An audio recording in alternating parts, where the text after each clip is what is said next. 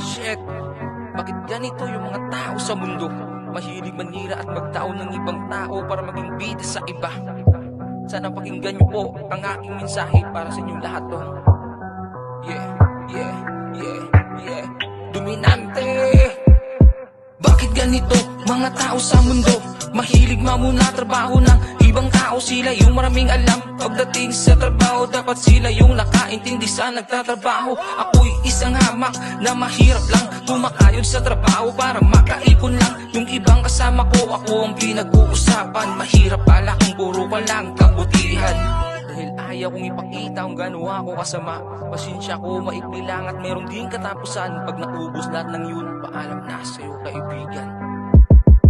Batang kali, buhay kali ang aking nilakihan. Sanay na sa gulo, yan ang aking natutunan. Pero di ko pinapakita kung gaano ako kasama. Dahil ayaw kong bumalik sa gawaing masama. Di ako pumapatol sa taong walang respeto. Aanhin mo yung trabaho kung hindi ka desidido. Kung ako sa'yo, umuwi ka na lang sa inyong bahay. Total palamunin ka lang din ng iyong tatay. Iwasan mo ang mapanghusgang tao dito sa ating mundo. Dahil akala mong kaibigan mo, pag nakatalikod ka, siya din pala yung sasaksak sa'yo. Masakit mo isipin, pero kailangan mong gawin.